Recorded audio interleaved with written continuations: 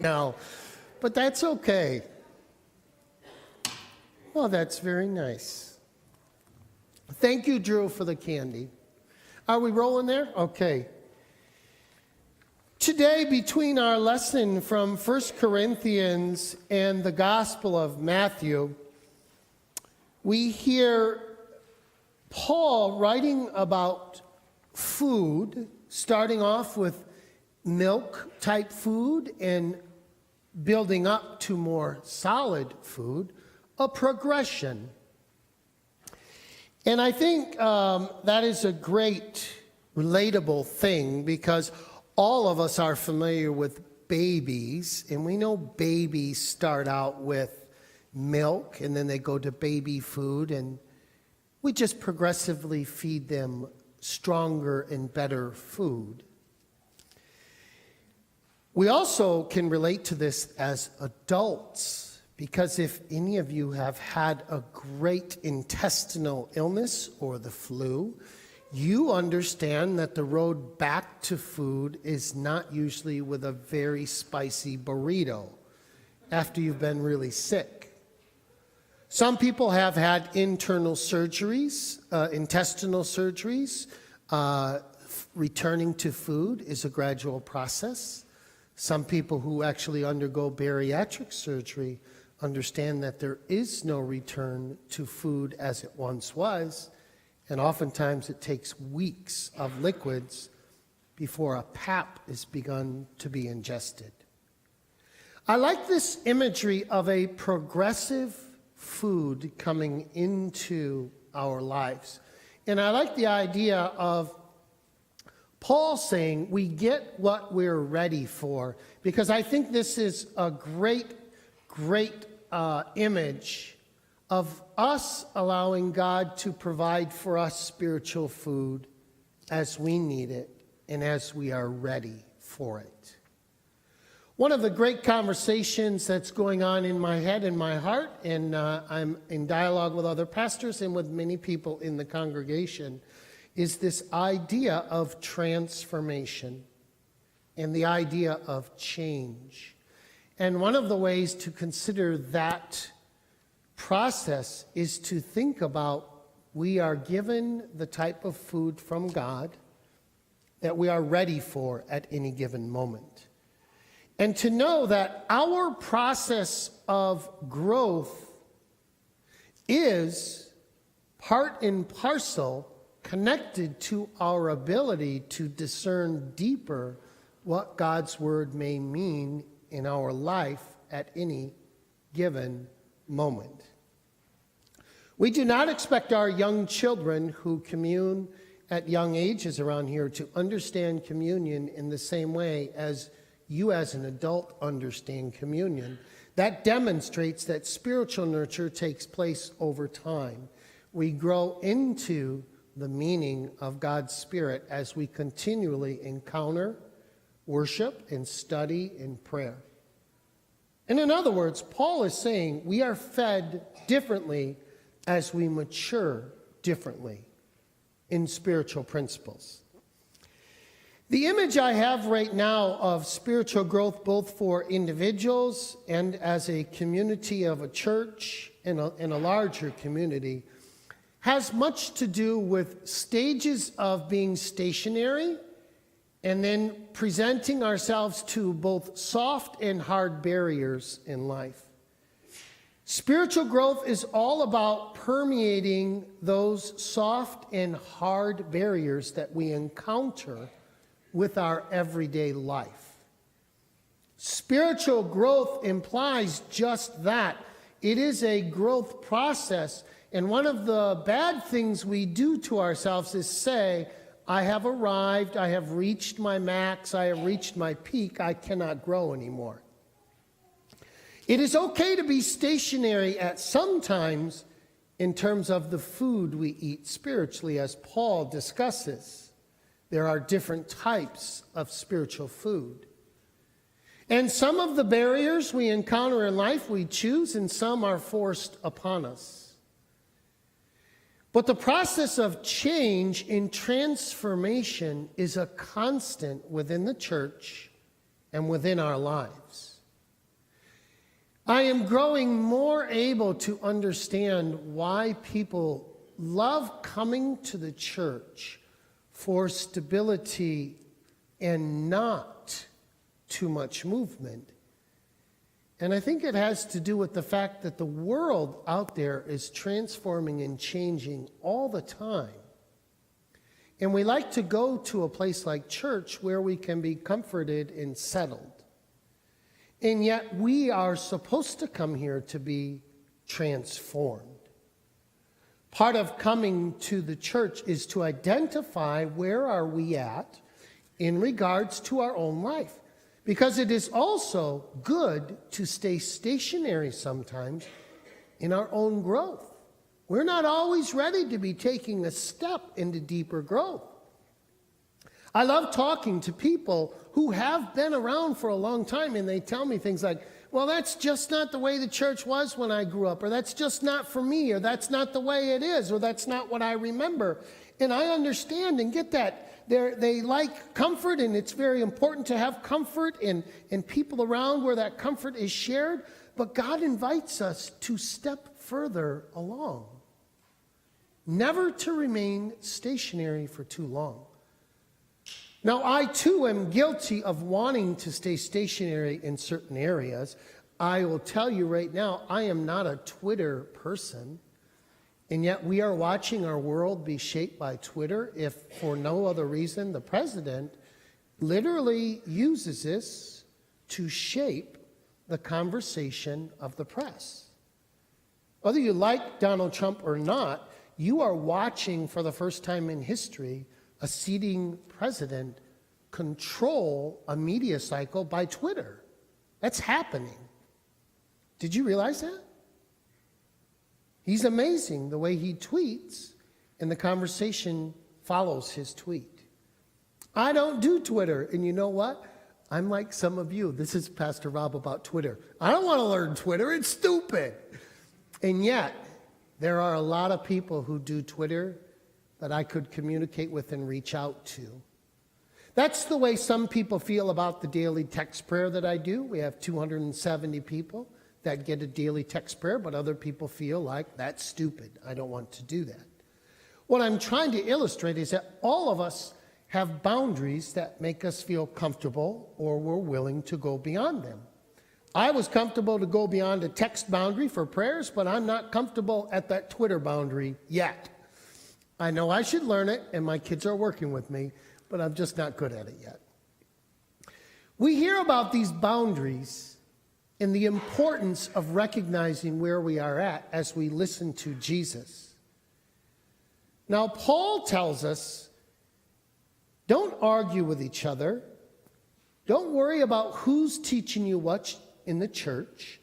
And that's where he comes up with this food analogy. He compares, he says, why are you arguing about some were taught by me and some were taught by Apollos? He says, look, the important thing is to realize you will get the spiritual food you need to grow into the next level. In our life, it's important to grow into the next level. And one of the ways we do that is by transformation. Do any of you like the Food Network? Any fans of the Food Network? So they have a show on there called Chopped. And in this show, they present a bunch of cooks at the beginning of the show with a basket, and it has like 4 ingredients in it. And the job of the cooks is to have a cooking showdown, and they transform the food into something to be the best chef at the end of the day. They go through 3 rounds, and someone is eliminated every round until you get the top chef. But the whole point is they are to take these foods and transform them into either an appetizer, a main dish, or dessert. I think Jesus is inviting us to transform today, and what Jesus presents us with are the commandments. I'm only going to use the first commandment Jesus talks about, not the other ones, where he talks about killing. But I believe we are presented with the commandments, and then we are invited to transform them into something else, to identify where are we at in our lives regarding spiritual growth. And I believe when we do this in all of our life, it is precisely how we identify where are the soft and hard barriers we need to approach and surpass to continue to grow by God's grace. So the way Jesus does this is he says, you have heard it said that those who kill will be accountable to judgment. Jesus talks about the old commandment, thou shalt not murder. That would be what I call the milk, the simple spiritual food. I am hoping that not a one of you in here have physically committed an act of murder today. Is that correct? Okay, good. I knew we were all going to be okay on that. But as Jesus takes this commandment and transforms it, we are going to find out that I think most of us are going to be guilty of violating this commandment pretty quick. Jesus does this to allow us to transform a simple milk food into a complex food so that we may see in our lives our struggles. And I think the reason this happens is because when we see our struggles, we become way less judgmental of the other people we see struggling. And suddenly grace applies to us, and it also applies to people around us. Here's how Jesus transforms it. He says, but I say to you, if you are even angry with a brother or sister, you're liable to judgment. Jesus has just transformed this from murder to anger. Many of us have been angry with someone we know or love in the last week. He goes on to say, if any of you have even said, you fool, criticize someone else, we're guilty. There's two different transformation levels. The milk is you shall not murder, physically kill. We get that. But then Jesus talks about two transformative aspects of this as he mentions anger and he mentions the phrase, you fool. Jesus takes this one commandment and adds these two transformative aspects to it. Jesus is showing us how we take simple spiritual food, and as we discern and pray about it and listen to what he says about them, how we find that we ourselves struggle with what he gives us to live our lives by. This gets even worse when Martin Luther starts translating the commandments. So we have Jesus who transforms, and then we have Martin Luther, the great reformer, in his exposition of the commandments. When Luther talks about murder, Luther makes it even worse. Luther says, it is our responsibility regarding our neighbors to do nothing but speak well of them. That's a deeper transformation even yet. Luther goes on to explain how we are not to gossip or talk ill of anyone. A transformation again. We can do this with every single commandment, and there is a purpose that this is being offered to us by Jesus and great theologians like Martin Luther, and that is so that we may find in our own lives, where is the barrier where we are guilty? Where is the barrier that we come up against and find ourselves in sin? There is nothing wrong with having a life that has sin.